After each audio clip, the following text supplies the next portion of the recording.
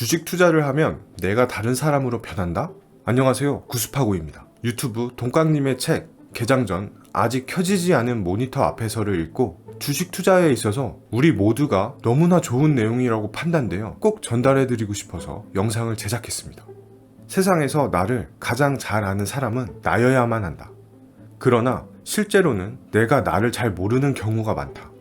나는 어떤 사람인가를 곰곰이 생각해봐도 여러 가지 모습 때문에 진짜 나를 잘 모를 수 있다. 그래서 때로는 남들이 보는 내 모습이 진짜 내 모습일 수도 있다는 생각을 해본다. 주식에 있어서 내가 나를 모르면 그것은 곧 필패의 길로 이어진다.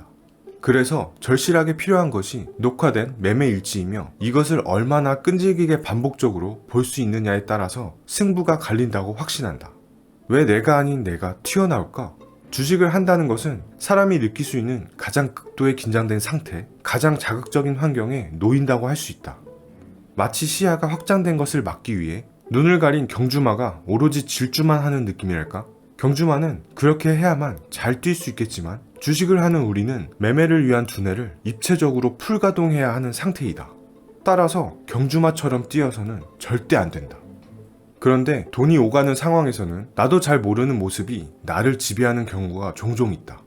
즉, 나를 객관화시켜 바라볼 수 없게 되고 오로지 숫자에만 집중하면서 내 마음이 마구 휘둘린다. 주식에 관한 여러 가지 조언을 듣다 보면 매매일지를 꼭 적어야 한다고 말하는 사람들이 많았을 것이다.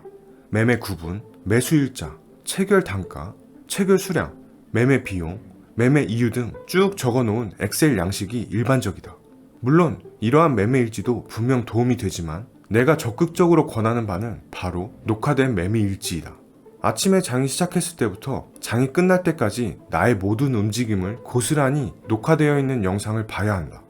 가장 중요한 것은 진입 시기와 청산 시기이다. 내가 어느 순간에 진입하는지 그리고 왜 청산을 하는지를 다시 되짚어야 한다. 나도 처음에 이것을 하면서 꽤 놀란 적이 많았다. 아니, 내가 왜 저 순간에 진입하는 거지? 도저히 진입할 때가 아니잖아.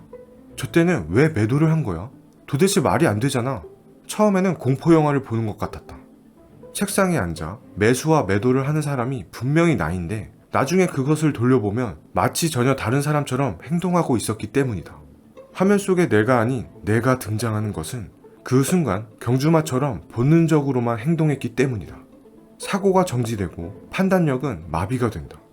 녹화된 매매일지를 반복해서 돌려보는 것은 주식을 할 때 본능에 휩싸인 나의 모습을 파악하기 위한 것이다. 흥분을 잠재우고 극도의 긴장 상황에서도 두뇌가 풀가동되는 상태를 유지하는 것. 섣부른 진입과 청산을 방어해내기 위한 것이다. 그리고 더 중요한 것은 바로 자신이 실패한 원인 그 자체를 찾아내는 일이다. 실수를 두 번 다시 하지 않기 위해 내 실패를 인정하고 그 원인을 찾아 제거해야 한다. 물론 여기서 또 한 번의 괴로움이 생긴다. 손실된 계좌를 다시 봐야 하고 투자금을 잃었을 당시에 쓰라린 경험을 반복해야 하기 때문이다. 하지만 괴로울수록 얻는 것도 많고 원인을 찾아낼수록 자신의 매매 기법을 더욱 정교하게 만들어 갈 수 있다.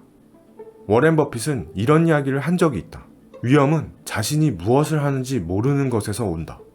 녹화된 매매일지는 내가 무엇을 하는지 알기 위해서 하는 것이다. 따라서 이 습관만 잘 들여놓아도 최소한의 위험을 벗어날 수 있다. 그런데 이상한 것은 꾸준히 실천하는 초보자들이 거의 없다는 점이다. 그들은 돈을 벌고 싶고 주식에서 장기적으로 성공하고 싶음에도 성공을 위한 지름길은 스스로 걷어차고 난다. 혹시 누군가가 나에게 초보 투자자들에게 꼭 하고 싶은 단 하나의 조언을 해준다면 또다시 이렇게 대답할 것이다. 장이 끝난 뒤에 반드시 녹화된 매매일지를 보라. 매일 한 달, 1년만 본다면 반드시 성공하는 투자자가 될 수 있을 것이다. 저는 이 책을 읽고 매매일지에 대해서 다시 생각하게 되었습니다. 그 전까지는 매수, 매도에 대해서 사고 팔았다 정도만 정리하는 일기 수준에 불과했습니다.